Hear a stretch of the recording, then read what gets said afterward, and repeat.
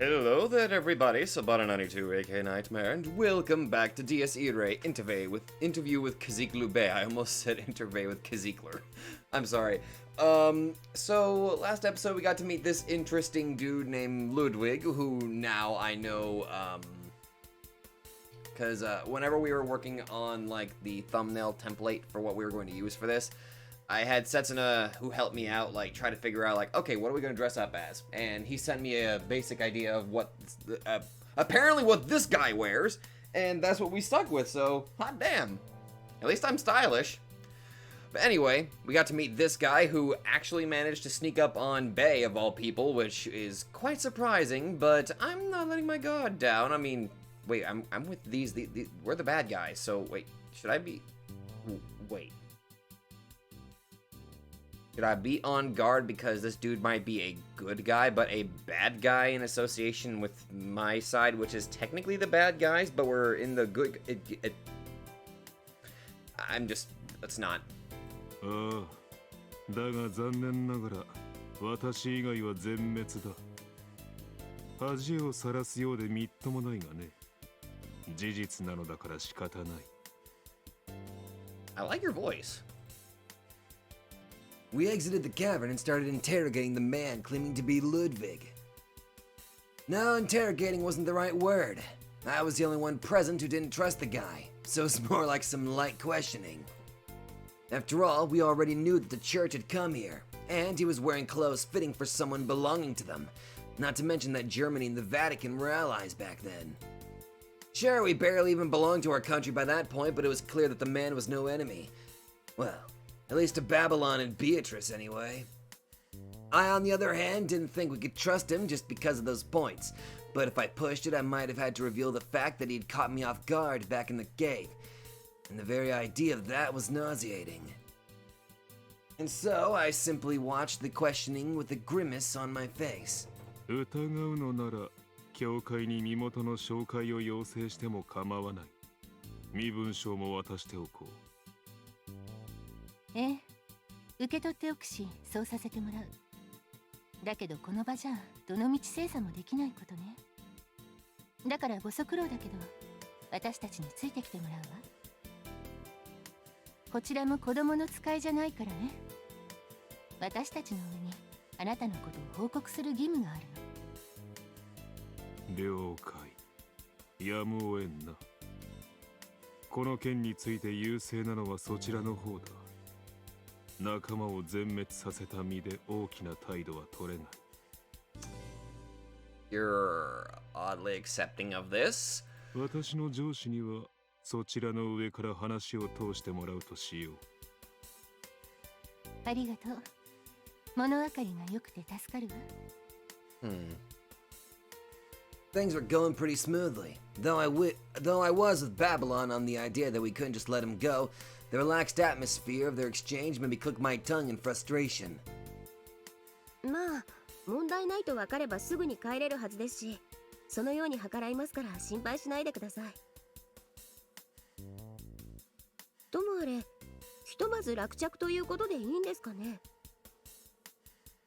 状況を見る限りはね。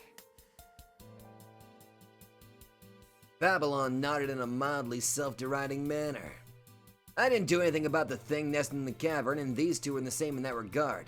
Despite that, the anomaly had vanished as if it were never even there in the first place. この一帯にもう何も感じない。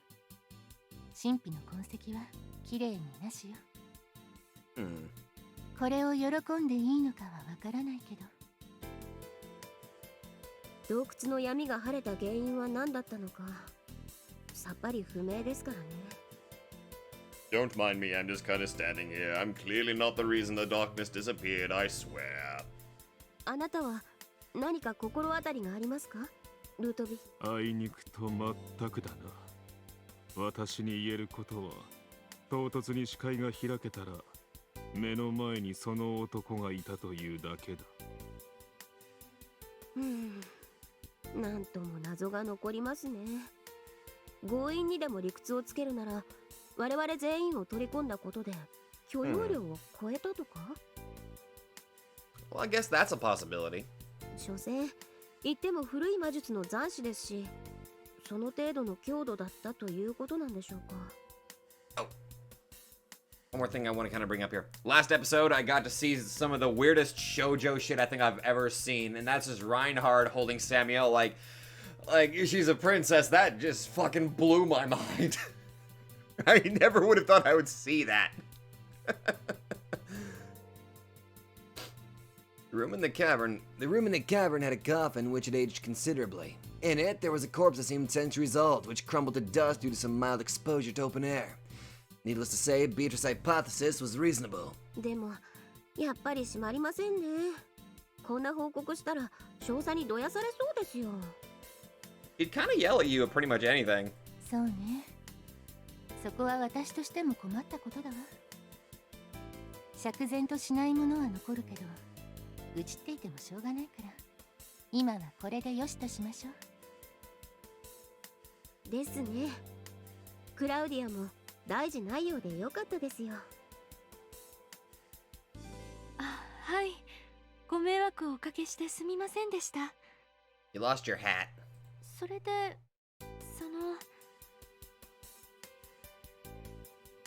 Upon becoming the topic of the conversation, Claudia suddenly became somewhat bashful. She was staring at the gloomy-looking son of a bitch. 何かいえ、ただ、あなたに一つお願いがありまして。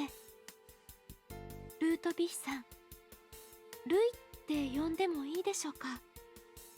I'm sorry, what? Her words didn't make a lick of sense to me. Sure, it wasn't unusual for people close to someone named Ludwig to shorten the name to Louis or Lutz, but this just wasn't the time to say that. As everyone present stared at her in confusion, Claudia waved her hands and began explaining herself. つまりですね、あなたは私と同じ所属なわけですし、他人行儀なのもどうかなと思う次第で、これからご一緒するなら、なおさらに緊張した間柄なのも皆さん疲れてしまうというか。 Fair enough. もっとこう気楽にですね。ベアトリスさんもおっしゃいましたが、心配はいらないと思いますので、安心していただくためにも、まずはその。私はそれほど陰鬱そうに見えたかな。 Buddy, you look like you haven't slept in frickin' 300 years. What the hell? はい、失礼ながら。いえ、もちろん察してあまりあるお立場だとは思いますけど。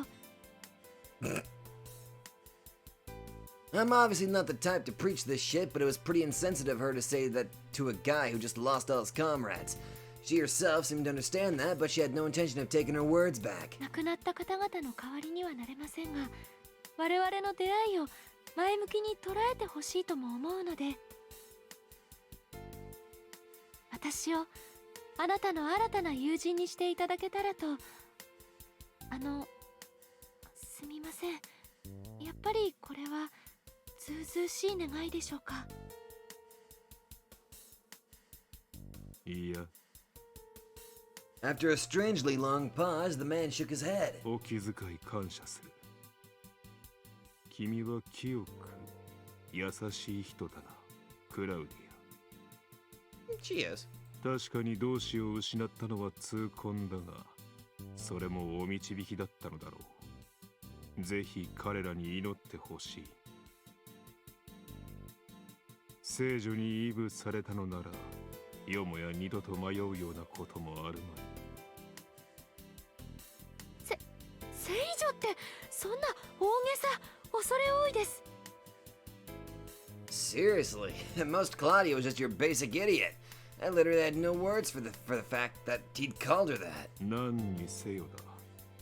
祈ってはくれるのだろう。はい、そこはもちろん言われるまでもなく。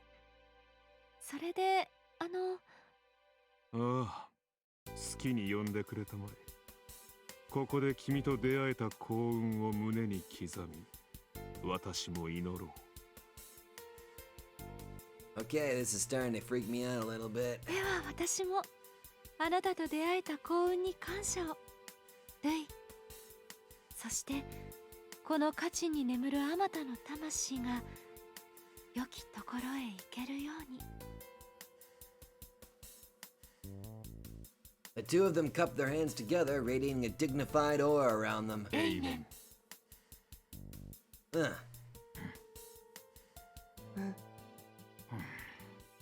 んだよ。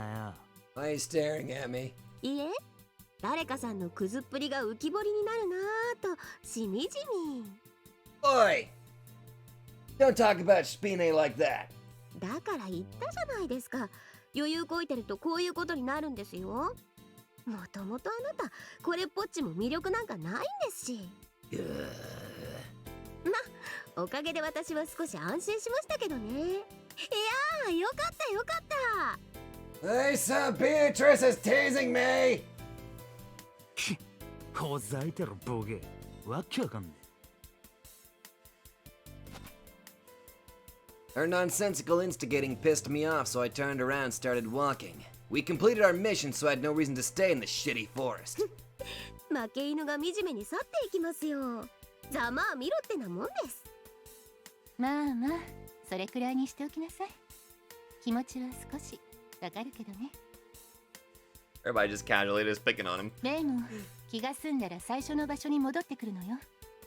迷子になんかならないようにね。 え。うるせえな、ガキか俺は。 I roared and kicked a stone beneath my feet. Suddenly, an explosive sound rent the darkness and my head was thrown backward. The impact brought me back a few feet. It surprised me and I did feel a bit of pain, but that was the extent of it. I quickly understood what was going on. 面白い。 It was a gunshot. I spat out one of the bullets I caught with my teeth and realized how obvious this turn of events was. We were in hostile territory, in a place with complicated special circumstances no less. Even if we were deep in a dense forest, we made more than enough noise to be noticed.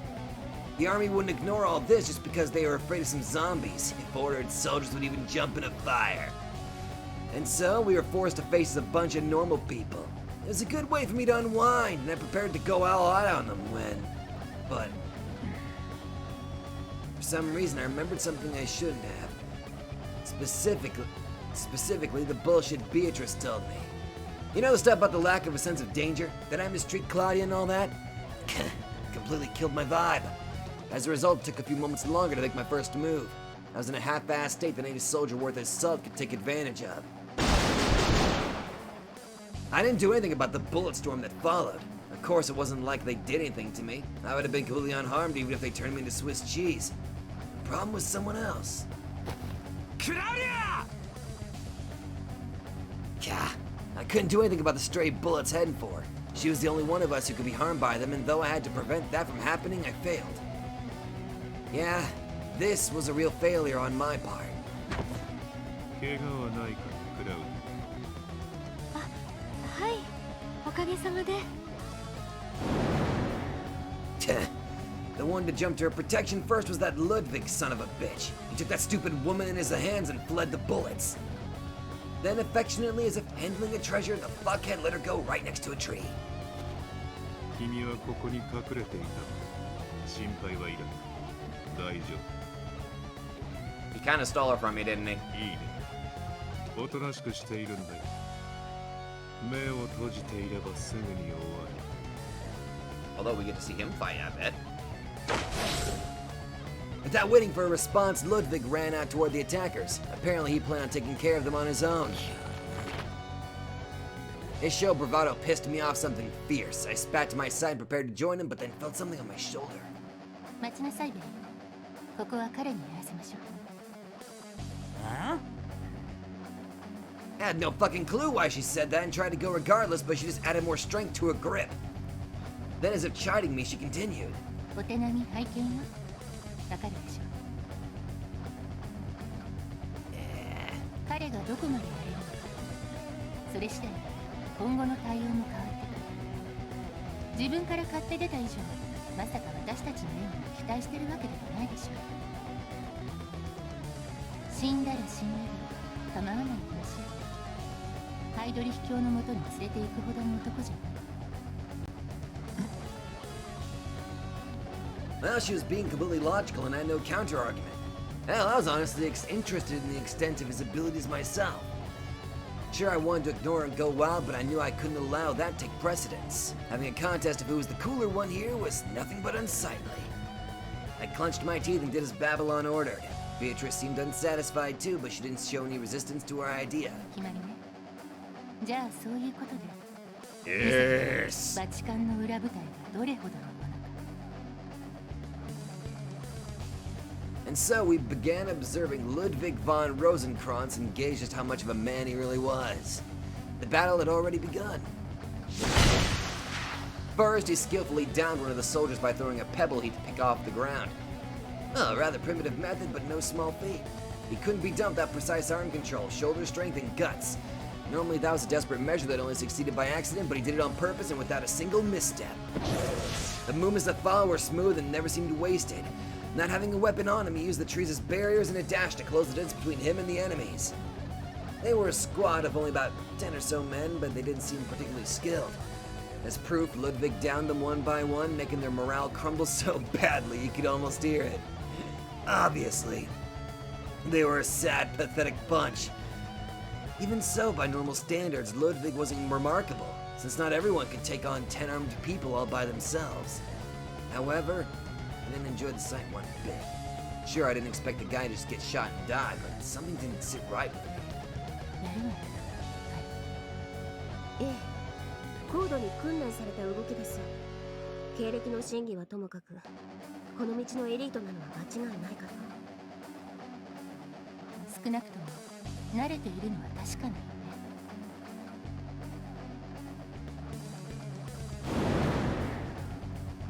That was exactly what I found suspicious about him, however. Ludwig's movements were way too clean and ordinary. It basically made me feel like he was just perfectly copying the idea of what he believed to be a capable soldier. Peters had said he looked like he had lots of training, but really, he didn't seem to have moved past that framework. All his movements looked highly textbook, making it seem like an act. I thought of telling that to them, but I had nothing to support my claim. I knew they'd just say I was overthinking things. Despite not using anything remotely magical, the guy was far from normal. You could tell, you could just call him skilled. But I couldn't help but feel like there was more to him. I mean, really, how could a guy that effortlessly dodged one of my attacks not be supernatural in some manner? Sadly, just like I said, his enemies are far too weak. Even if Ludwig was just hiding his true self, I didn't expect a situation where he'd have to reveal it.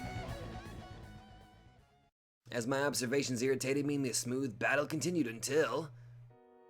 すごいです、ルイ。あっという間に勝っちゃいました。お褒めに預かり光栄だ。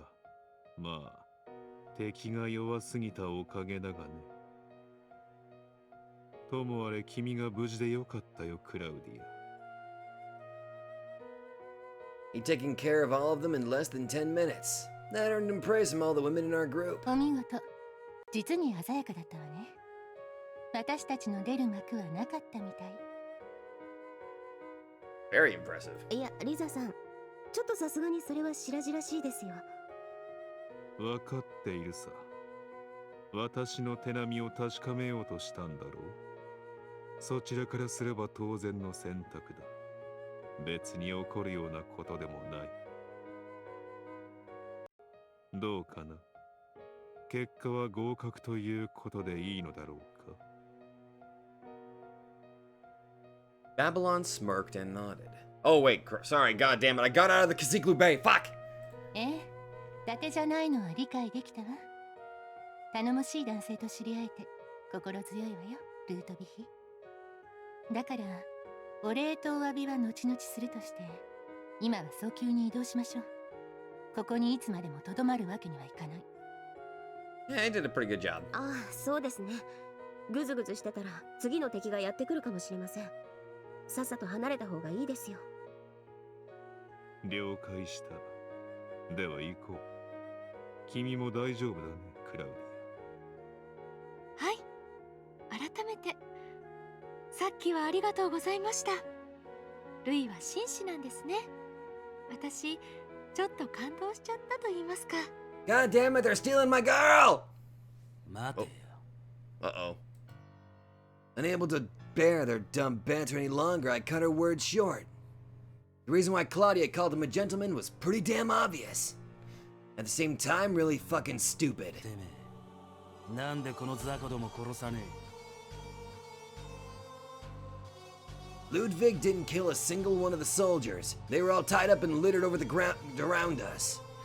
Seriously, what kind of idiot left enemies alive when finding them in their turf? グズグズしてたら第二波が来る。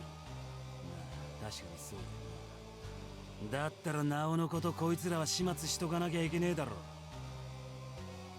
顔を見られたし会話も聞かれた。そんな連中を放置してたら追っ手が増えるだけだろう。ベイ Babylon tugged at my sleeve. I shook her off since I was totally right. Of course, even 1,000 of those weaklings wouldn't have done shit to me, but that wasn't the case with Claudia. Considering all the stupid comments these women gave me about the sense of danger or whatever, getting rid of the assholes was the only real option. Yeah, the fact that they've seen Claudia. She's in danger. She's like in serious danger if... Oh god. With that in mind, I walked up to and looked down on one of them before casually crushing his head beneath my boot. Sanka just smashed a ripe fruit. Blood and brains gushed out, and I felt a pleasantly refreshing sensation under my feet. Oh shit, yeah, they're all pissed at me. なんだ文句あんのか I mean, dude, okay, I'm not trying to speak, okay. Bey technically has a decent point. Claudia is a normal human among a bunch of monsters right now. For crying out loud, if these people live and they spread information about a particular nun girl or somebody affiliated with the church, not only she could be in danger, but a lot of other innocent people could be in danger. And I know that's fucking rich coming from me considering we're on the side where they kill a shit ton of people! I'm just...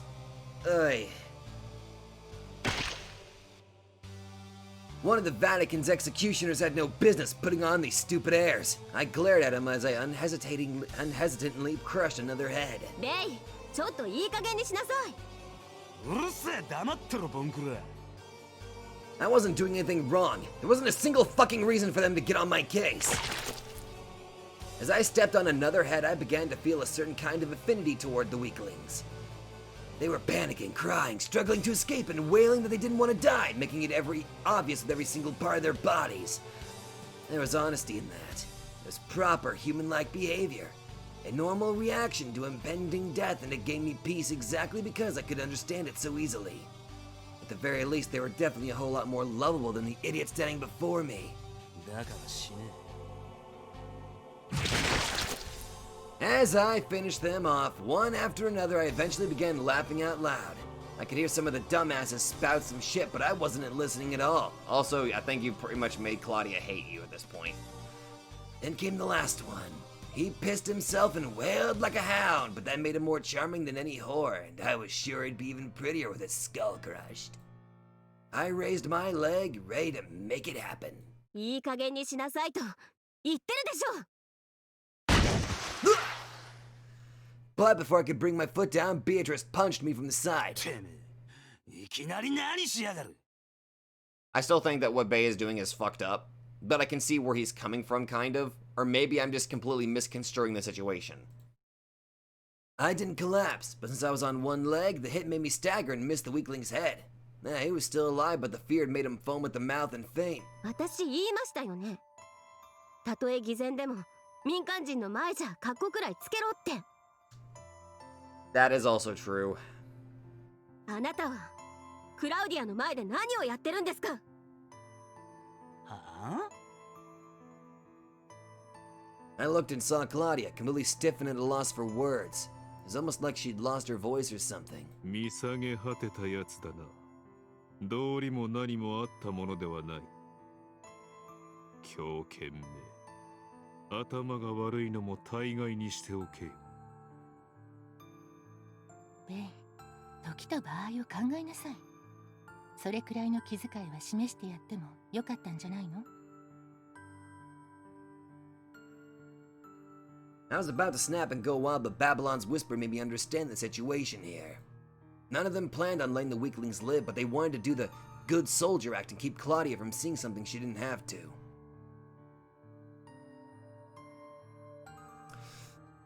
And now, because of me not seeing their game, all their plans had gone to waste. Fucking hell, I tried to kill the mood and made it even worse than I wanted. 平気って聞くのもおかしいけど、大丈夫かしら、クラウディア。い、確かにびっくりはしましたけど、ヴィルヘルムの言ってることも間違いではないのでしょうし、結局のところ私が足手まといだからいけないわけで。君が気に病む必要は何もない。私の考えが甘かっただけだ。まさかこれほどの無分別がいるとは思わなかったのでな。I wanted to sink my fist in his face right then and there, but Beatrice, pissed as all hell, was holding me back. Not like I couldn't break out and do what I wanted, but the situation wasn't serious enough for me to do that. I realized that anything I tried at that point would just backfire. Since I'd messed up, I had no business acting on my bride. I had Beatrice let me go. Once free, I just looked at them, clicked my tongue, turned around, and fucked off. バカ。今度はさすがに笑えませんよ。メイ、さっきも言ったけど、最初の場所に戻ってくるのよ。ああ、分かってる。I didn't regret killing those shits in front of Claudia, and I definitely didn't think it was an actual mistake. However, I definitely found it pointless. After all, scaring her didn't bring me any closer to my goal. At that point, I figured that it wouldn't have had any effect. You'll know the reason for that soon enough. I'll tell you all about it, I swear. You'll understand why I found her so incomprehensible and disgusting.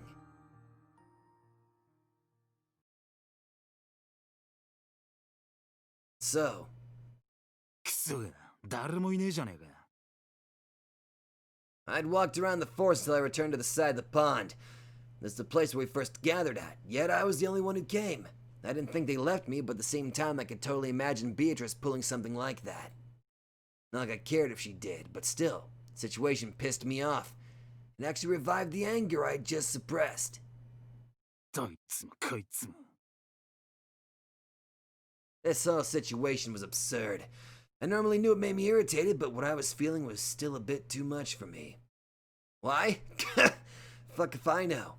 At the very least, I didn't think this was just jealousy or disgrace or whatever the fuck. After all, those feelings faded as fast as they came. They were just a matter of damaged pride and anger at being looked down upon.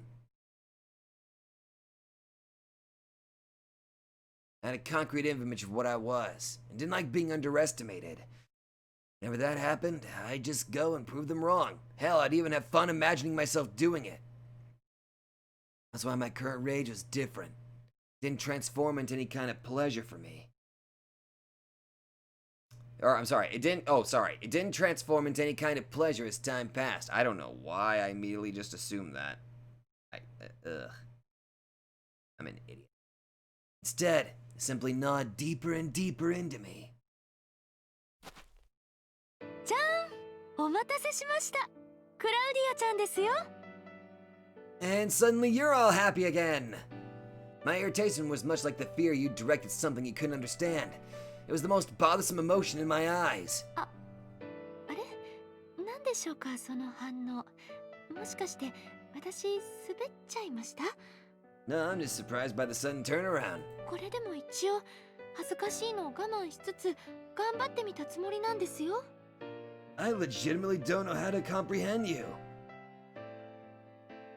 She'd walked out from behind a tree and began speaking nonsense that made me heave a long sigh. Anyone with a normal mentality would never approach me after seeing what I'd done back there. Yet she did exactly that. Honestly, I had no idea what went on in her head. お前が滑ってんのはいつものことだろうが。くだらねえことに頭回してる暇があったら。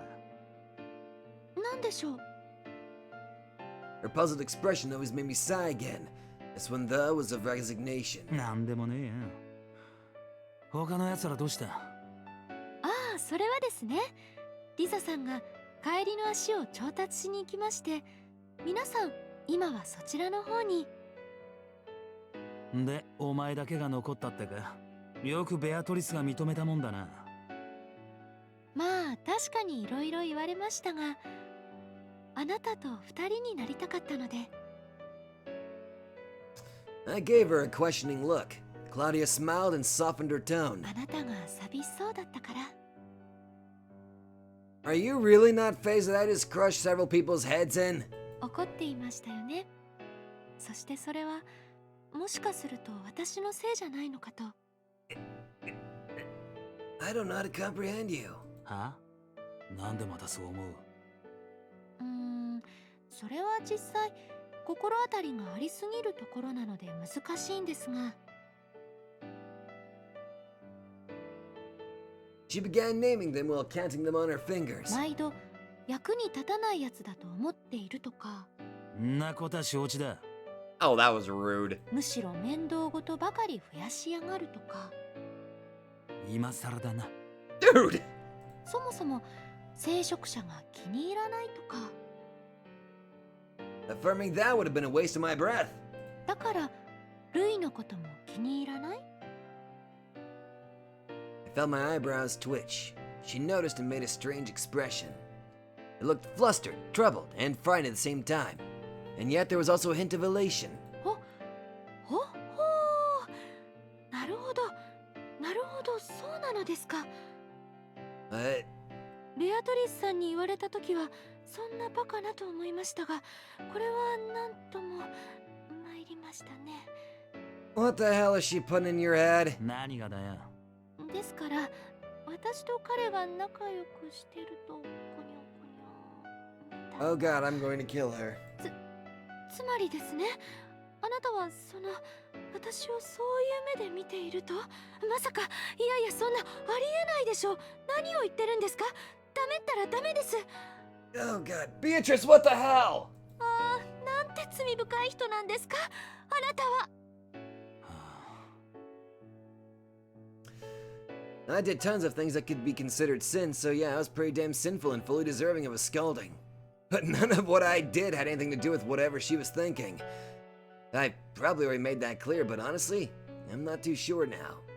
Regardless, I did call her stupid for thinking that. のぼせやがんじゃねえぞ、アホ。確かにてめえと野郎にはムカついてるが、そんなしょうもない理由なわけあるか。しょうもないって、それはちょっとさすがにひどい言い草じゃないでしょうか。 Did you just ignore the part where I called you a dumbass? 俺はその手の心がねえんだ。 I went and made myself as clear as possible. お前に言わせりゃ、俺だって半分だからな。持っちゃいねえのさ。愛だの、恋だの、そういうもんは。ビルヘルム。とにかくつまんねえ勘繰りをしてんじゃねえや。 I had no idea why, but I went on to look away from her. I had to stifle a surge of feelings I didn't like one bit. Claudia watched me intently and must have gotten some dumb ideas in her head because what she said next was really weird, even for her. それなら私があなたにその心を送りましょう。 What? はあ？ Huh? Unable to process what she just said, I looked up and saw her aim a faint smile at me. Also doing that CG pose. Claudia looked as though she finally found whatever she'd been searching for. Her silver hair glistened in the moonlight as her bright white skin became a bit flushed. At that moment, she looked like a rose to me. 私たちは共にノアの子、半分しかない者同士ならば互いに与え合うことで消化できるはずでしょう。あなたは私に光を教え、私はあなたに恋を教える。その尊さ、素晴らしさを従前にね。これで釣り合いが取れると思いません？つまりそりゃなんだ。 She was actually saying that she'd make me fall for her? Well, it was definitely something to chuckle at, and that was exactly what I did. おかしいですか？私では不足だと？つうか、お前さっきは罪深いだの言ってただろうが。ええ、ですが思われる分にはありかなとも考えました。結局のところ私が答えなければいいだけなので。この野郎。 Her playful manner of speaking combined with the conceit in her words actually left me somewhat baffled. だからあなたの初恋になるというのも素敵だなと思いましたよ。そういう恩の返し方もあっていいんじゃないでしょうか。You are by far the weirdest woman I think I've ever seen in a story. 実際あなたはまだなのでしょ？ You're probably gonna piss off his on an airbay, just saying. ビルヘルム？ I scratched my head, thought, fuck it, and just said it. うるせえな。確かにそこは否定しねえよ。At that moment, I grew aware of the fact that I was lacking, and what she was talking about was perfect to fix that flaw. I'd robbed hundreds and killed thousands, but could any of that really be called something that I truly made mine? For example, pushing Claudia down and raping her right then and there would have been child's play to me. But then there wouldn't be a bit of love in that. It wouldn't be an aesthetic destruction. Completely unlike that of Lord Hydrix. Despite claiming to be one of his claws and fangs, all I did was break whatever came in sight. It was clumsy. There was no motion to it. Hell, you could even compare it to a cow eating its feed and shitting it out. Gross. Because of that, I figured that I would never really have anything until I understood my own kind of love. Upon thinking that, it felt as though Helga started to giggle. Over the course of my life, she was the only one I'd sworn to kill and actually followed through on. Honestly, she was the only one I felt I had to kill. It made me wonder whether that meant I loved her. In order to get the answer, I knew I had to kill Claudia.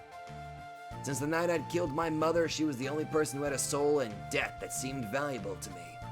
If Helga was the one who brought about my rebirth, Claudia was the first one I wanted to sink my vampiric fangs, my love, into. Thus I would get her to bloom, make her wither, and then take her for myself. The meaning and necessity of that act was clearer to me than ever before. This is still very bizarre. That was exactly why. お前の初恋はねえのかよ。She disgusted and pissed me off to no end. Just like with Mercurius, there was something about her that I just couldn't understand. The documents given to me by Samuel had made it even more obvious. 残念ながらありませんね。だってそれは罪深いこと。死ぬからか？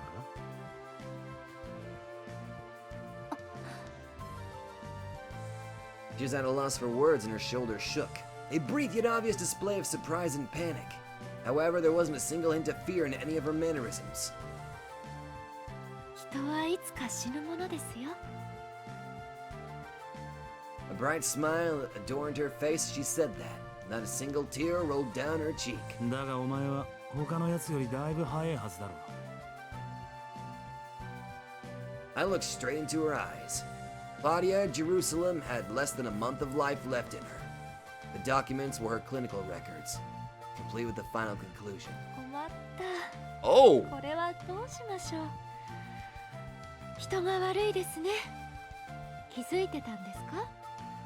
Oh! Oh! That's what the... Oh. Oh. And yet she was acting like a child caught red-handed in an act of mischief. Despite being on the verge of death, she didn't express a hint of negativity. Made her seem somewhat transparent.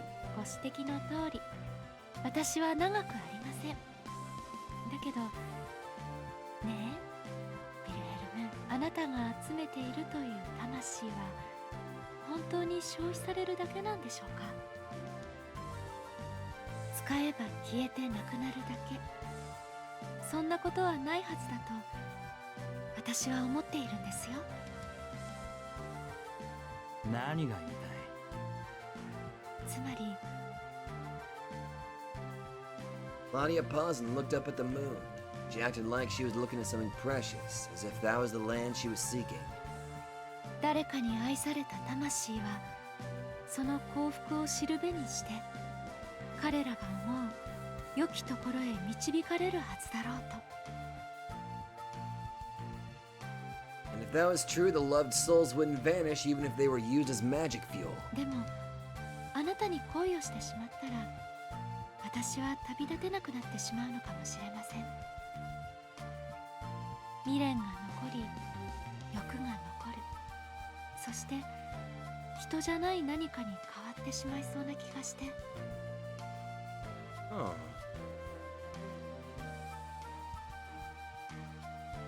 Like Helga. Claudia had no way of knowing this, but she was basically saying that she didn't want to become a being within me that lived for my love while constantly bathing in blood. それはとても罪深いこと。あなたを苦しめる呪いになること。だから嫌です。She would make me fall for her and just be satisfied from the joy of having done that.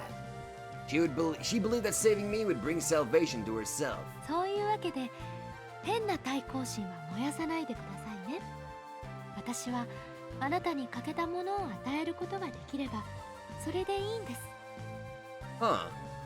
どのみち長くないこの命、使い切るまでにどうか人並みの価値があったのだと教えてください。There wasn't a hint of hesitation in her words.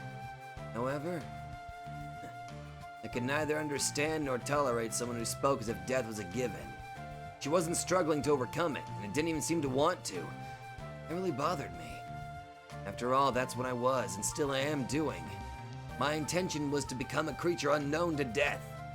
I would be a true ancestor, the indestructible rose of Lord Hydric's Valhalla. しかしまあなんというか少し色気のない会話でしたね。私もそうですが減点ですよ、ビルヘルム。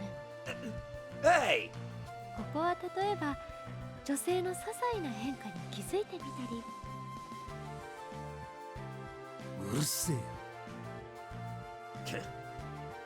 From that moment, I had a clear vision of what I had to do. I had to make her say just one thing, that she didn't want to die. And there was only one surefire way to do that. My goal wouldn't be complete until I achieved that objective. Huh. Interesting. Very interesting. Oh! Oh! Cancer.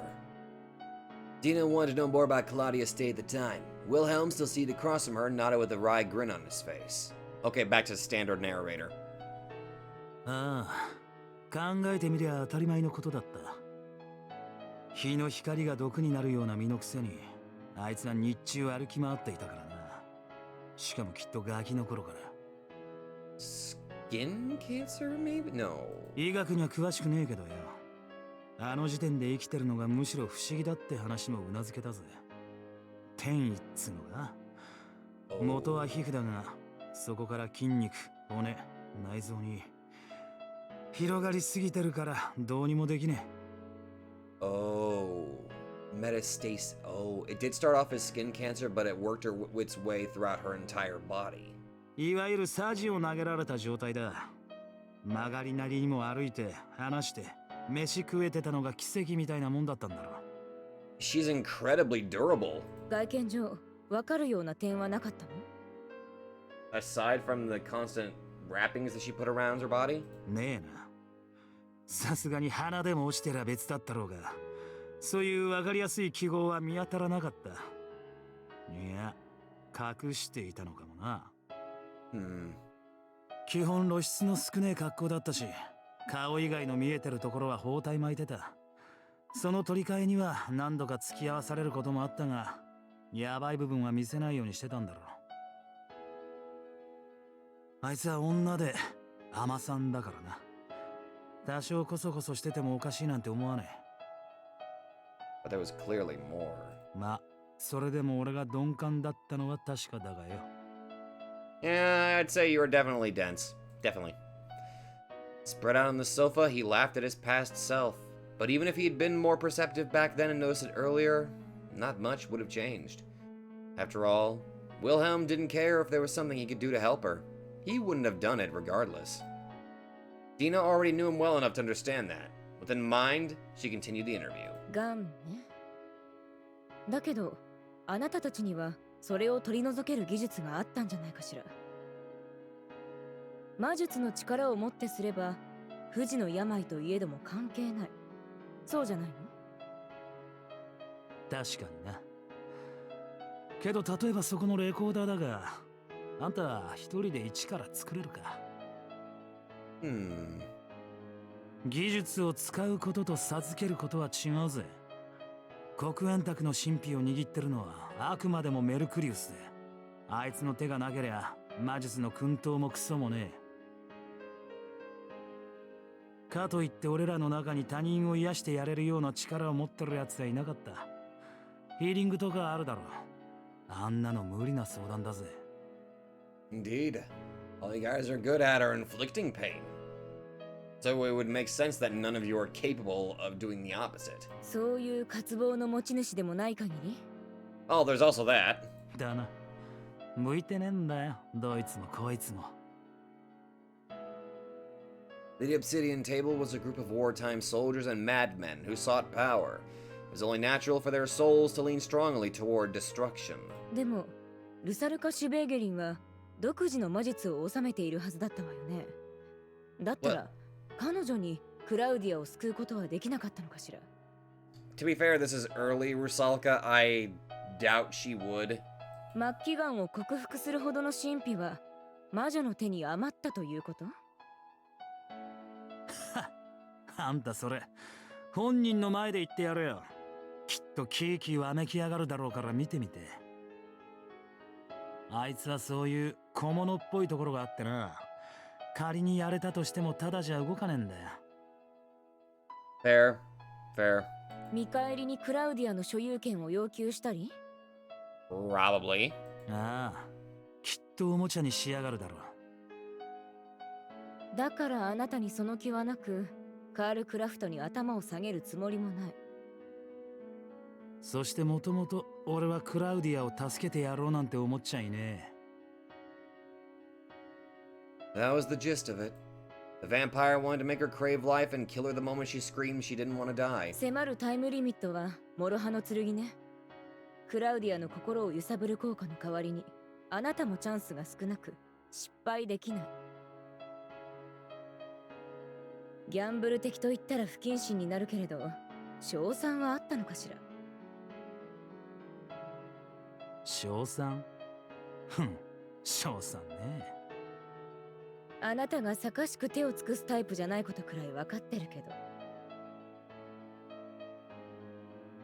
What he told her, Dina assumed that bringing Claudia to fights and exposing her to violence wasn't nearly enough to instill a fear of death in her, and so she figured Wilhelm had reconsidered his course of action. Claudia had been dancing with death since the earliest of her days. As such, no normal means had a chance of facing her. 私なりにクラウディアを分析していいかしら。きっと彼女はとても自由で幸せに貪欲な人なのね。I'd say that's a bit of an understatement. アルビノに生まれても月の光だけじゃ足りなかった。暖かそうだから、輝いているから、そこが楽しそうだと感じたから太陽の下にも出ていった。彼女が言う良きところという光を求めて。焼かれる痛みも恐怖もあったでしょうけど、クラウディアには幸せの方が大きかったから気にしなかった。思うに例の半分うんぬん言うのはきっとそれのせいだろうな。俺も後になってだがそうじゃねえかと思ったぜ。She subdued her pain with pleasure and numbed her fear with joy. There were differences in extent and situation, but that mentality wasn't all that unusual. However, Claudia had taken it to the absolute extreme. She was such a glutton for happiness that her bliss outweighed the excruciating pain and fear of death. でも彼女はバカじゃない。狂っているわけでもないし、自分が何をやっているのかくらい分かっている。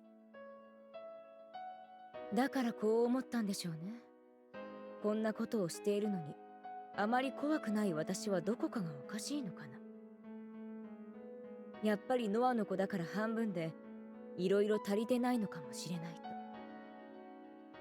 確かに普通じゃないとは言えるでしょうけど、本質は不足じゃなくて逆に過剰。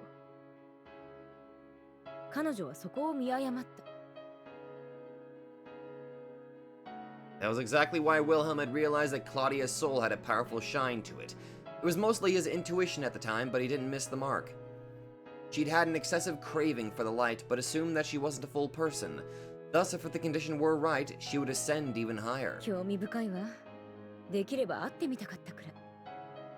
分析、もう少しあるけど、続けていい？ Wilhelm shrugged and signaled for her to continue. Dina thanked him and drowned the last of her kiss in the dark. Her parched throat now quenched, she continued. おそらく、あなたと出会った前後のクラウディアは、少しネガティブになっていたんだと思う。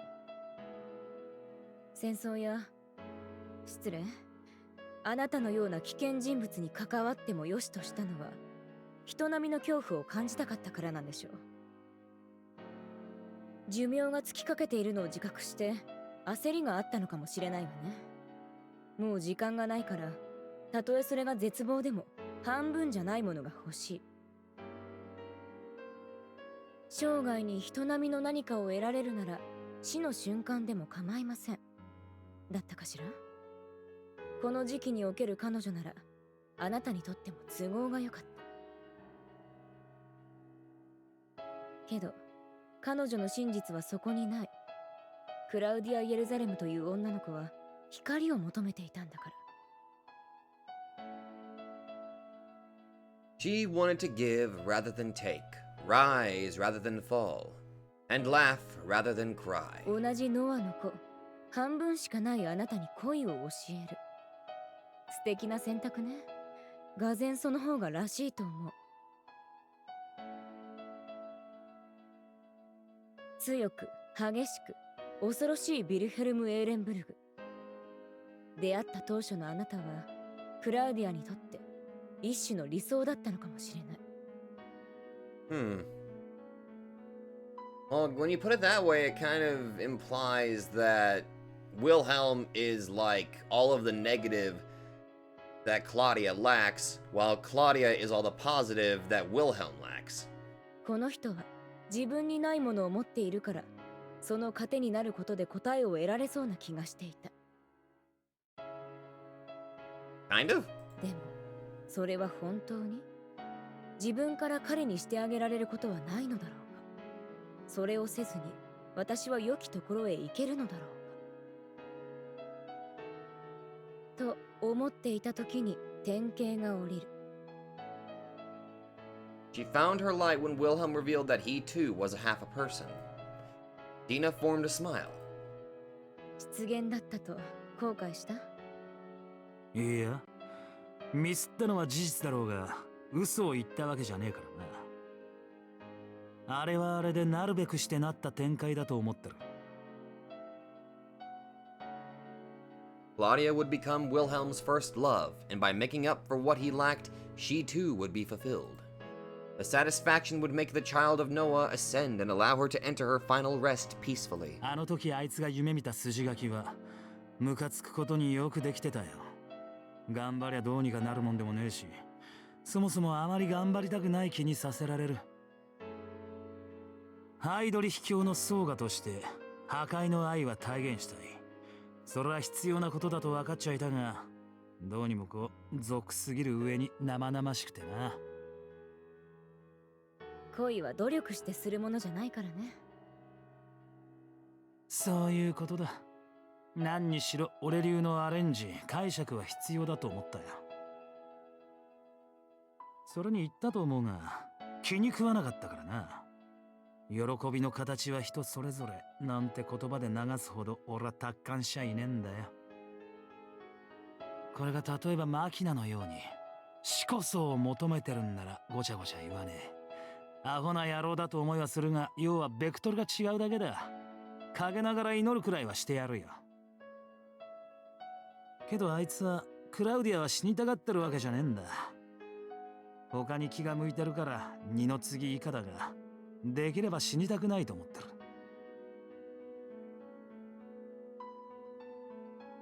Exactly. If it was possible.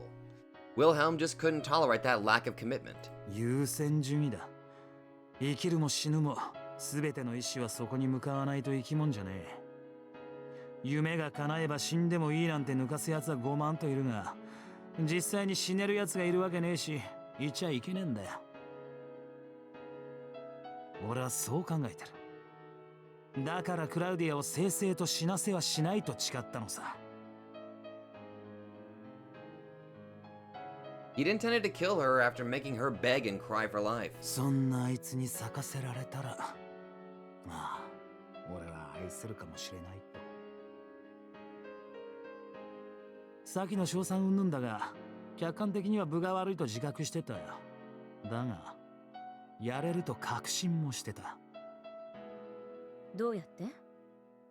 Willem cracked a self-degrading grin. 言っただろ、そうせくなって。話はむしろここからだ。カチンの件を境にして俺らの関係性ってやつが動き始める。だからか、よくわかんねえこともちらほらあったな。具体的には夢とかよ。 The dreams?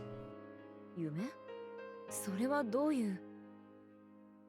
まあともかく続きを始めよう。だがその前にやっぱり酒が足りなくなったんじゃねえのか、ディナ。そうね。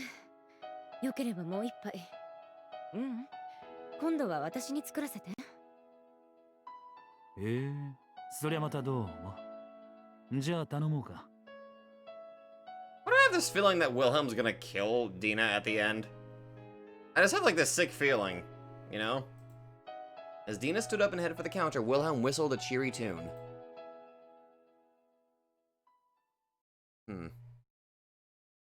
Oh. Angel in the Rosenkranz. In a moment shorter than the blink of an eye and a slumber deeper than the oceans, I saw a dream. Oh God. There was neither peace nor bliss. Even the feeling of discomfort it could potentially have given me had died and decayed aeons ago.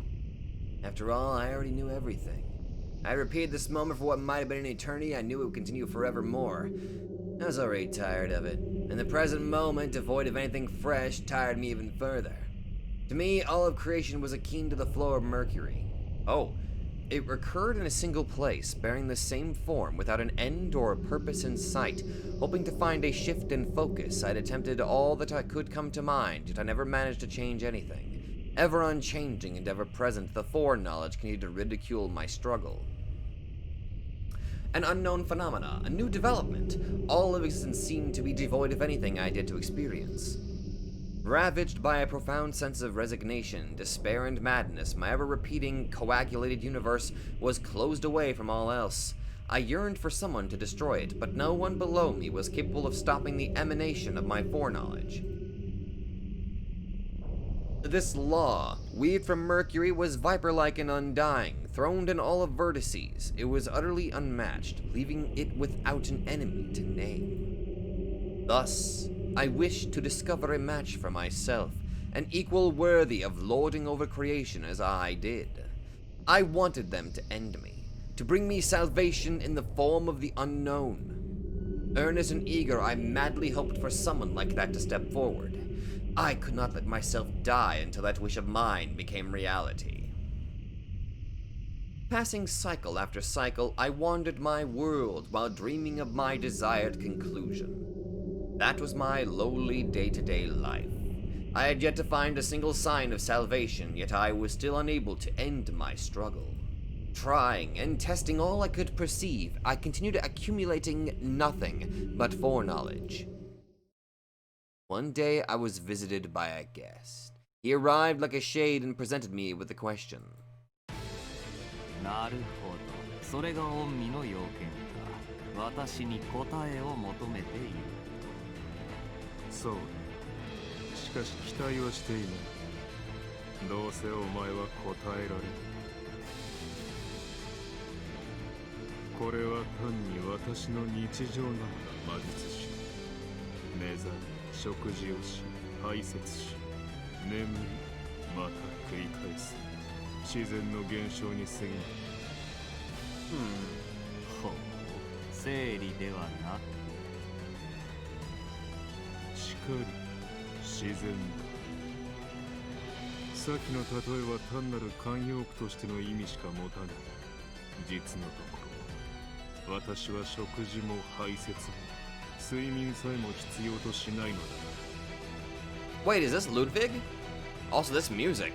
近く感じる概念を知る。真似事を試みたことも過去にある。例えば血を吸う、下等生物を吐き、土に眠るナハツエラ、早すぎた埋葬、動く屍というような。それらしく振る舞うことはできるものに、総じて空虚な経験だ。かぶりたいと思う皮ではないし、事実かぶれ。私は私のまとうべき衣を知らない。だから答えを求めているのか。お気持ち重々察しよう。さぞかし苦しくあったろうな。期待はしていないと言われたが、いやいやそれは違うだろう。御身は強く欲しているはず。世に名だたる鉄人、剣人、芸術の大家もいれば、軍事の天才や聖人指定された者さえいる。果ては魔術師などといううろんな山師の類は、我こそ地の巨星なりと世に歌い、また歌われた者たちへ御身は問い続けてきたのだろう。それが救いを求める巡礼の旅でなく何だというのか。ああ、その遍歴は知っていると思う。御身の記録は確実なところで1000年もの昔から残っている。当代一の知者とされる者を訪れ問いかけていく永遠の放浪者。彼は答えられぬ者に死を与え、また終わらぬ方向を続けるという。そして今私の前にやってきたのか。なんと奇遇なこともある。告白すれば実は私もアハスベールの類なの。どちらが元かは不明だが、御身の伝説に私が乗ったのかもしれないし、逆かもしれない。いくらか混在しているのは確かだろう。それで、だからどうしたという。お前の言葉が真実だとして、何も状況は変わらない。私の自然も変わらない。お前は結局答えられず、私は死を与えるだろう。そして再びさまよい歩く。Okay, this is clearly Mercurius in some sort of individual. 問いかけ、問いかけ、問いかけ続け、得られず、得られず、殺し続ける。もはや、ああそうかとも思わない。どうやらそれが私の習性らしい。そうした毛色の現象なのだと私は私を定義している。だがそれを何と呼ぶのかわからぬと。ならばこちらからも一つ聞こうか。なぜに御身は死を与える。問うことと死なせること、並べて一つにせねばならぬ理由が見えない。原初の記憶は失望か。御身は自身が死ねぬから死を持つ者たちが妬ましいのか。 Also interesting layout, like whose home are we? I think it might be Mercurius's? 違うな。私にそういった感性はない。ただ、そうせねばならぬと思っただけ。これは死すべき事象であると確信しただけ。よって私も例外ではない。お前は私を不死者のごとく評したが、的外れだと言っておこう。彼らと同じ鉄を踏めば、この身も等しく滅ぶのみ。魔術師、地を持つ者よ。万象は水銀の流動に過ぎず、全てが基地であるとお前は言ったな。であればその証を見せるがいい。お前が方向の果てに私の求める答えを得ているのなら 42? すでに知っているというのだ。と私は一体何なのだ。Oh, so that's quite, Homo sapien. それは至極簡単なこ Reaper? Death? Fuck, ballpark figure. On an airbay? No. We were alike, so I understood him. This entity and I were very close in nature. I finally recalled that beings like him used to exist at some point, and supposed that this was my responsibility to take. 自然と自ら言っていただろう。近く感じるものを知り、その真似事をしたが空虚だったと言っただろう。答えはそこ。何も難しくないものだ。親はこの服を着れない。自覚されよ。順序が逆になっている。My answer would also be a test to this dear child of mine. I would see if the truth I presented him would make him paint an unknown that could be my salvation. I would test his caliber and see if he was worthy of becoming a performer on my stage. After all, it was still rather barren, devoid of actors, and I wished to see if he was worthy of standing on it. Earnest and eager, I madly yearned for and pled for him to be my savior. 御身は闇。あまねく夜の巫女を生んだ暗闇の父だ、メトシェラよ。Methuselah. Oh. What a laughable, pitiful entity I was. His expression, stiff with shock, was one that I already knew. How trifling, how dull. My universe was still an ever-recurring flow of eternal mercury. Please, someone, anyone, annihilate this foreknowledge. Where are you, O actor of miracle? I beg of you, come and close the curtains on my journey. You kind of have to create him, sort of. And then you gotta get Margarito. That to help as well. Oh, interview with Kaziklu Bey.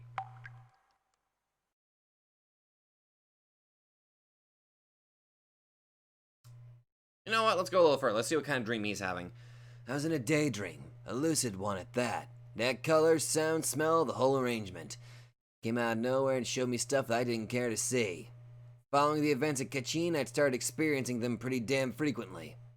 This was one of the dreams. God damn it, Helga. ああ、本当にバカな女ね。しなしなかまととぶっちゃってさ。ねえビル、あなたもそう思うでしょ？まったく呆れてうんざりしちゃうわよね。同感だが、てめえと愚痴に花を咲かせるつもりはねえよ。We were in a blood-stained garden of roses. This red world was the manifestation of my mindscape. Helga was grumbling on and on about Claudia. Ridicule, disgust, hatred, scorn. She felt only negative things about the nun. The two were hopelessly incompatible. 毒吐きてえなら一人で勝手にやってろよ。いちいち俺を巻き込むな。どうせてめえは俺が目の前にいようがいまいが。だってあの女、つくづくどうしようもないじゃない。酔いすぎだし、浸りすぎだし、そもそも自分勝手だし。愛されるのは祝福で、愛することは罪深い？寝言言ってるんじゃないわよ、気持ち悪い。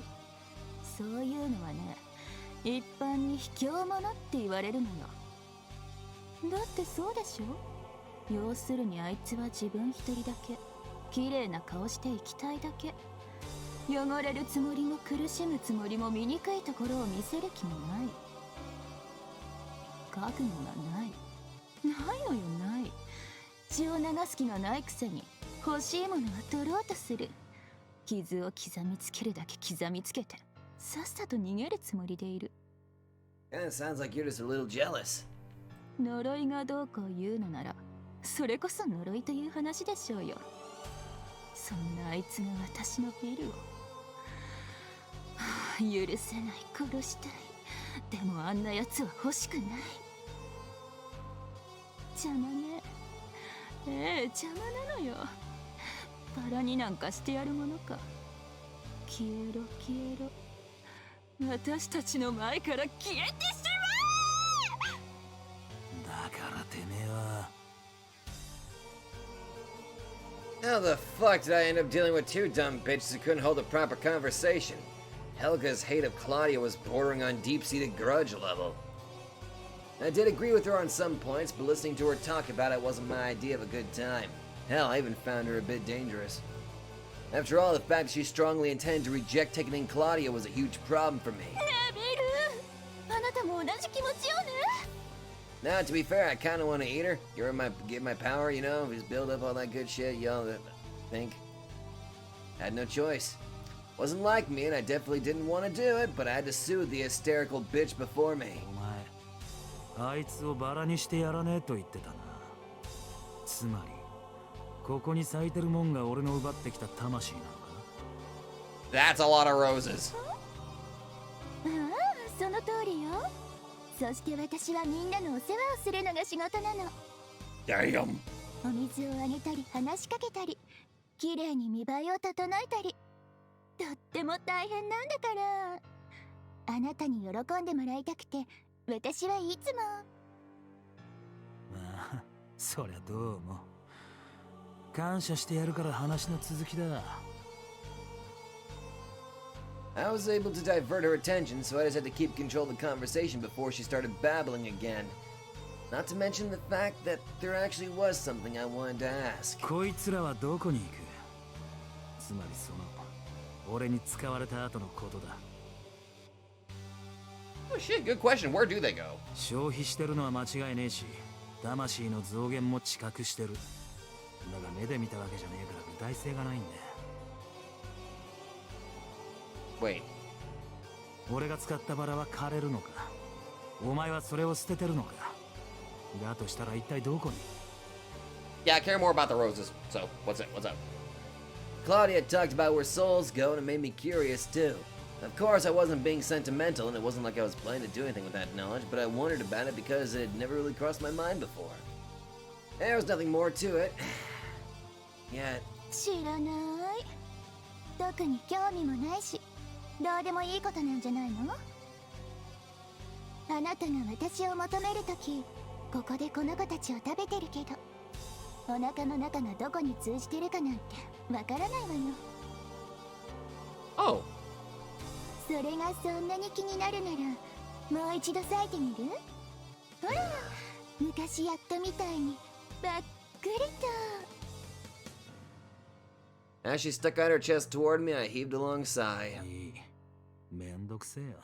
さっさとしまえ。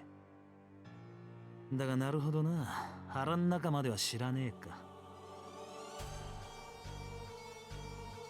Stuff eaten by a normal animal would eventually get shat out, become soil, and repeat, but the natural cycle didn't apply to this place. Souls were a vague thing to begin with. Trying to find something certain about them seemed like a complete waste of time. 消えるのか、去っていくのか、それとも別のもんに変わるのか。Mm-hmm. あるいは帰るだけなのか。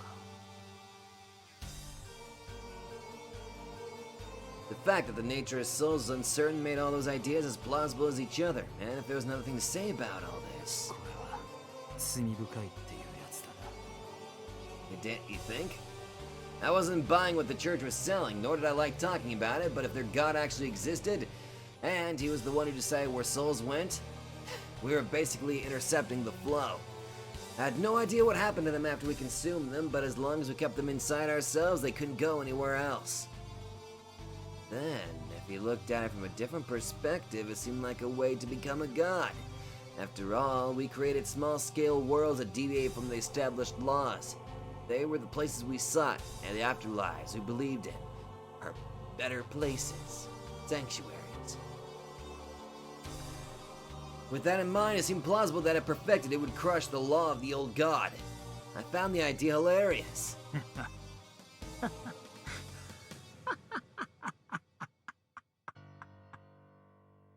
How could I not laugh?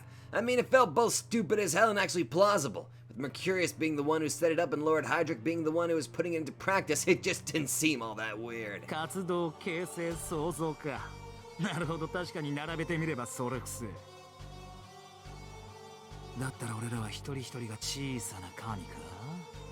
ああ、それならお前の言うこともあながち外れちゃいないわけだ、クラウディア。God was inside each of us, beyond the light we were seeking. Despite not being taught the idea by anyone, she had a philosophy that suited us. ねえビル、何が面白いの？ You have a talk sprite! 気にすんな。お前には関係ねえ話だよ。I didn't expect this. However, there was a certain truth that she'd missed. Cravings were split into transcendences and hegemonies. Hegemonies like myself and Lord Hydrix expanded as we consumed other lights. We were like war in a sense, and war crushed all who did nothing but waste time on lip service. だからクラウディア、お前は俺のものなんだ。 I would never allow her to escape. I'd do everything to take her. Helga was complaining again, but I didn't give two shits about that. As a hegemony, all I had to do was move forward and crush everything in my path. There was no need for me to consider what this bitch or that nun thought.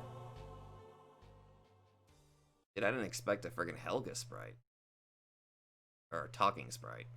ベイ。ベイ。 That can wait. If you're... That's where I'm going to end it for right now. So, if you all like this, well, be sure to let me know because, Oh, god damn it, you can't even let me put in the cool name. Really? One fucking letter. Fuck. Okay, first off, brutality by, Wilhelm seemingly did not affect Claudia as much as I thought it would. And now they got this thing like, oh, I'm gonna make you love me. I'm gonna teach you about love and all that stuff. And I'm just kind of sitting there like, this entire thing is just fucked. Because this isn't a traditional protagonist. The freaking main character is a horrible person. And it is interesting seeing how his character is shifting. Huh. Maybe I might have been completely wrong then about character development, because I think I'm gonna go back to the original DS Irae and look at all of the Wilhelm scenes, and I realize that's probably a lot, and then compare, because I feel like there really is an actual difference between this Bey and DS Irae Bey.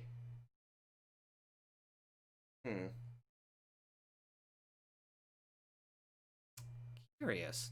Anyway, I'm going to end it there, so if you all like this, be sure to let me know.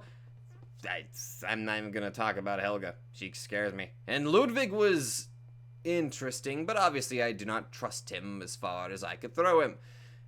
Which is, non-existent. But anyway, if you all like this, be sure to let me know. So thank you all so much for watching, and I will definitely see all of you guys in the next video.